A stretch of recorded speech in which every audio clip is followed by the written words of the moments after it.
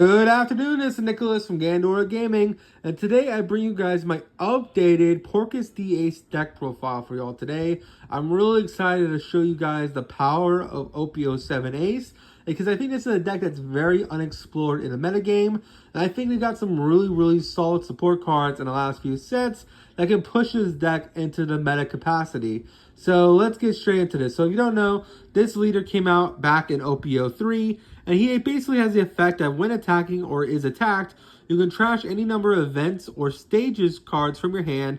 This card gains 1,000 power during the battle for every card trash. Basically meaning that every event you play in the deck, including every stage, is just free counter. So the downside of playing a lot of events in your deck is that they don't inherently give you counter unless you leave Dawn active. For example, Blue Nami has to leave like 8 Dawn open in order to protect itself every turn because all the events just have to be played like that. But Portgas the Ace does not have that issue because basically every spell card in this deck basically gives you at worst 1,000 counter, which is pretty amazing. Not to mention you can use this offensively as well as defensively, meaning even going into an established player, just trashing your whole hand to go for game is very strong and very powerful in this deck. I think this leader is very underrated, and that's kind of what I want to discuss today. I think we got some really new cards in OP07 that push this deck over the edge. Now, before I go into the deck list, I do want to go over some honorable mentions in the deck profile. That being Mass Deuce and Little Orange Jr. Both these cards came out in the last two sets. This one came out in OP07, and this card came out in the Memorial Collection.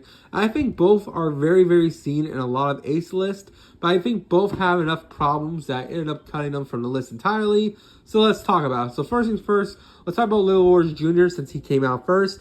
This card is a staple from the Memorial Collection.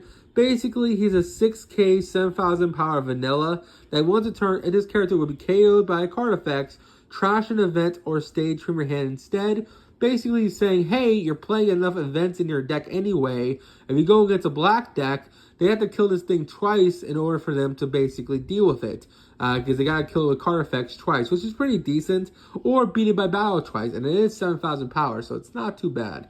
Now, here's my issues with this card. One, it's a 6 cost 7k, so it's basically a vanilla. It doesn't do anything on field besides swing into your opponent and protect itself. So, and it even has bad vanilla stats. 6 cost 7ks don't really exist unless they have insane effects. For example, the new Boa, which is a 6 cost 8k, basically freezes one of your opponent's units until the end of the next turn. And even that card is a 2 of, if not 3 of, in Blue Dolphin decks. And it's just not great. It's a decent card, it's a good card, but that's a whole other discussion. This is just a vanilla with worse stats. And yes, it's cool that it can protect itself, but ultimately, we'd rather just protect the leader.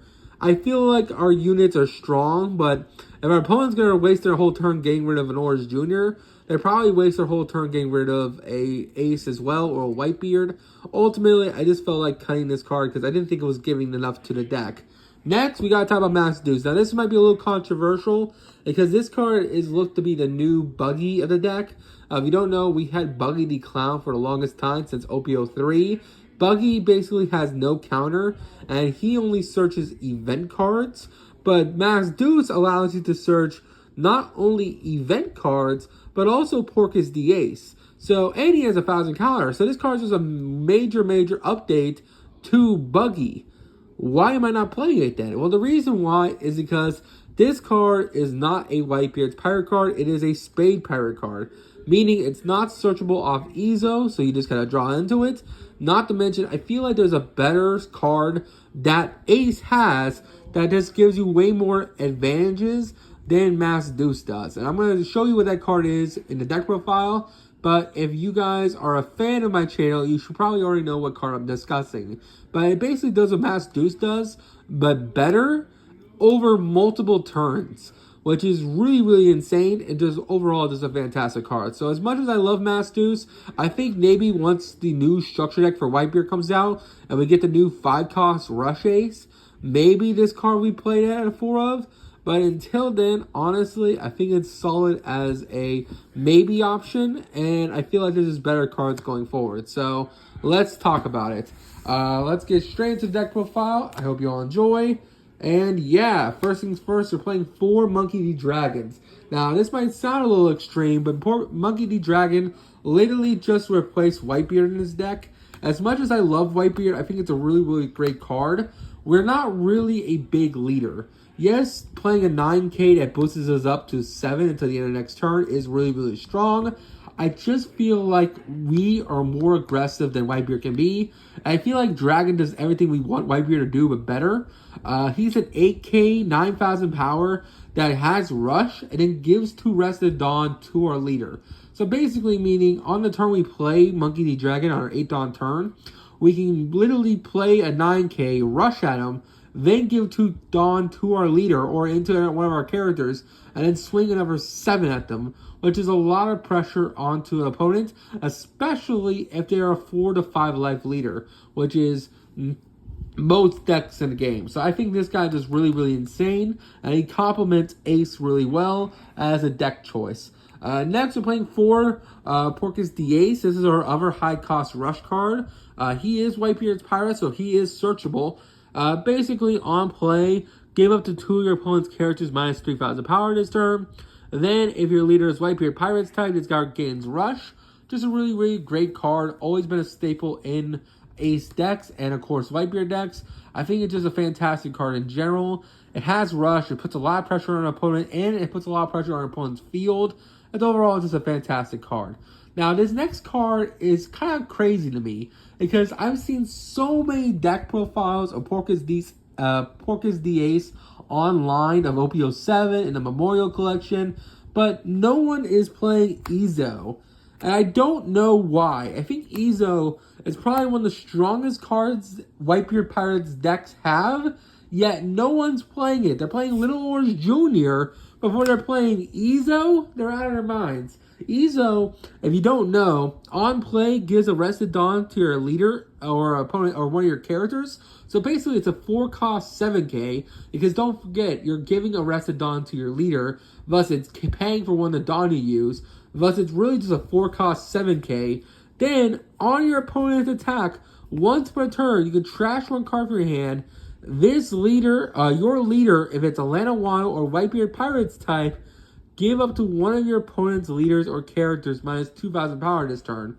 This card literally says trash one of your big-ass vanillas that don't have counter and minus 2,000 power to either one of your swings. This card is insane. And yes, we are Whitebeard's Pirate type, so it does work for us. I think people just forgotten about this card, which makes no sense because Red Green Odin is just a staple for this card. It's not searchable in the deck because Ezo is our searcher for Whitebeard Pirates, so it can't search himself, sadly. But I think this card is just absolutely insane.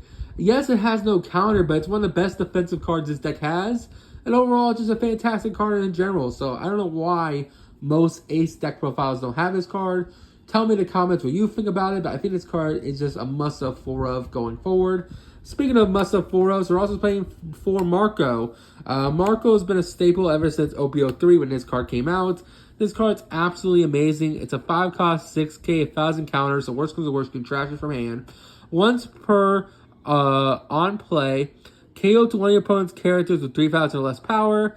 On KO, you can trash one event from your hand, and you may play this card from your trash as rested. So it has a resurrection effect, which is really, really good. It also helps you KO opponent's cards, which is also just really, really good. We're playing a really powerful event that can lower any monster down to 0 power. So this card literally says KO it for free and put a really strong body on field to help tempo out your opponent. It's just a great card, and why wouldn't you play it? Now let's talk about one of the best blockers in the game, that being 4-cost Marco. This Marco is absolutely insane. On KO, you can trash 1 card from your hand, including Whitebeard Pirate from your hand. If you have 2 or less life, play this card from your trash rested. So basically, once you get down to 2 life, this blocker resurrects itself, which is really, really good. Not to mention it's a 4-cost 5k that's searchable in the deck. You must play this card. Next, they're playing 4 Jozus.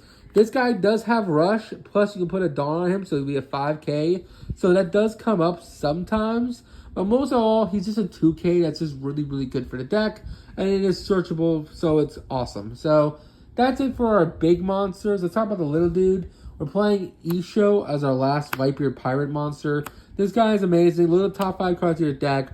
Reveal one Whitebeard Pirate other than Isho, add to your hand, and place the rest at the bottom of the deck. This card can not only search monsters, but it can also search the spells that include Whitebeard Pirates, so it's automatically a 4-of in a deck. I did wish Izo could search Izo, but he cannot. Thus, he cannot search his bigger version of himself. But overall, he's too good not to play because he searches everything else, so he's just a really, really great card. Now, here's another card I've seen a lot of people not play, which I personally don't make sense of. That is Striker. Striker is a phenomenal card. This is a field spell the deck has. Once per turn, you can rest 2 Dawn, rest this stage. If your leader is Portgas the Ace, look at the top 5 cards of your deck, reveal 1 event, add to your hand, then place the rest of the bottom deck in any order. Now, I get before we had Dragon, this card literally read, hey, for 3 Dawn, search 1 event, and then go from there. But this card searches you an event every turn, and we have some really, really strong events. Not to mention, it searches any red event. Like, any event in the game, this card just searches, which is kind of crazy. I think this card is very underrated, especially you can search every turn. And if you do a search and then play Dragon, you can use the rest of Dawn that you use for Striker to then put onto your Ace and just pop off from there. So I think this card is just really, really underrated. But overall, just a fantastic card. I'd rather have multiple searches than the 1 search. So we're playing Striker over Mass Deuce. But if you want to, you can also play Mass Deuce. The other reason why I like Striker over Mass Deuce is that it does have a 1,000 counter because of our leader ability. So this card is not a brick in hand, because worst for the worst, we can trash it from hand. Not to mention, unlike Mass Deuce, Isho can search this. So you can go Isho, search Striker, play Striker, then use Striker effects, look at the top 5, add any event to hand, and then just go off from there. I think this is a really, really sleeper card, and overall, it's just really fantastic. So, let's talk about the events we're playing. We're playing 4 Bad Manners Kick Course. This card is really, really great. It's a 0 cost that says trash any card from hand. And then when your leader or characters gain 3,000 power this turn. It looks like we're not playing a lot of event cards. But to be honest with you, we're only playing 15 cards in our...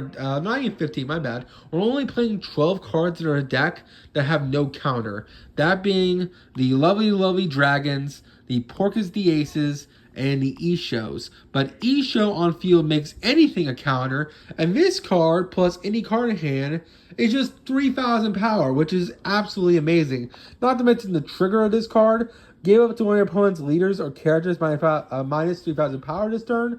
It's just a fantastic trigger. This card must be a staple in Ace decks. It's just absolutely amazing. Another really, really great aggro / protective card is Crossfire. I think this card's very slept on as well. During the main phase or during the counter step, if your leader includes Whitebeard Pirates, give up to one of your opponent's characters minus 4,000 power this turn. This is just a really, really great card offensively as well as defensively. Defensively, of course, it literally just says minus 4,000 to a unit. So it's basically just a Raggle Beam, but for 1 extra Dawn.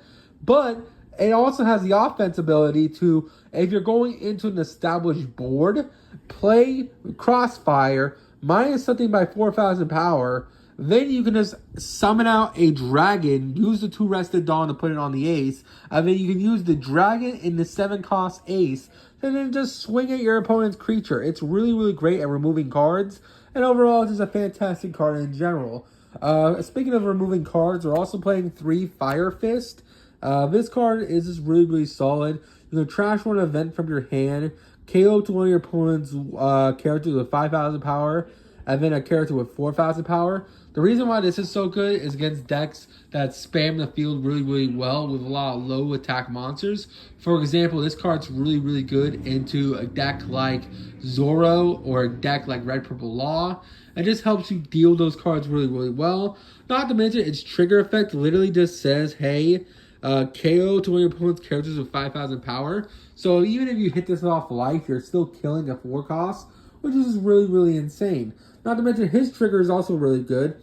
It just allows you to activate the effect in main. So even if you don't have any counter up and you hit this off life, just give 4,000 minus to one of your opponent's characters, and then they can't swing with it that turn, which is just really, really good. Next, we're playing 3 round table. This card is actually kind of insane. During the main phase, just give a character minus 10,000 power this turn. That doesn't sound like a lot, but it actually is. Basically, round table is our version of what's it called? What's a good example of this? Our round table is a good version of Red Rock. So the idea is that Red Rock bomb decks anything, and it's a 6 cost card. Well, this thing giving minus 10,000 power to any monster means it's dying that turn. And they have a big mom rested on the field. You can literally play round table, make it basically a 2,000 beat stick, and then just run into it. And you just deal with it for free. Not to mention you can play cards like Marco that just completely KO it outright on play, which is just a really, really great combination. So I think this card's very slept on. It's searchable with our lovely, lovely field spell. And overall, it's just a really, really good card. I think the only issue people have with it, it doesn't have a trigger like all the other cards do. Not to mention, it doesn't inherently remove the issue. You still gotta waste an attack or play another monster to deal with it. And it is for Dawn. But when we have cards so easily able to remove it, and we have so many rush cards in the deck, I think this card is just very slept on. It helps you deal with bigger units. The final card we are playing is for Flame Emperor. This is still my favorite reason to play this deck. This card literally says if your leader is Portgas the Ace, KO your opponent's characters with 8,000 or less power, and then this leader gains double attack plus 3,000 power this turn. And then its trigger just says kill a 6,000 power or less unit. So this card allows you to kill 5k 6,000 blockers on trigger. Not to mention, it can kill anything with 8,000 or less power, and then just give you double attack, and then give 3,000 power to you, which is kind of insane. I think this card is really, really insane. I think it's one of the best cards in the game, and the fact that this leader is the only one who has access to it just makes it even better. So that is it for the deck profile. I hope you all enjoy. I'm actually having a great time with this deck list. Tell me in the comments what you think, but don't forget, the only non-counter cards in this deck are literally just the Ace, the Dragon, and our lovely, lovely Isho. So everything else has counter. So we have plenty of ways to survive our opponent's swings. And overall, just get massive amount of advantage off our field spell. I think this deck has huge potential in the meta game. Tell me what you guys think in the comments right below. See you on the next one. Don't think stupid. See you on the next one. Bye-bye.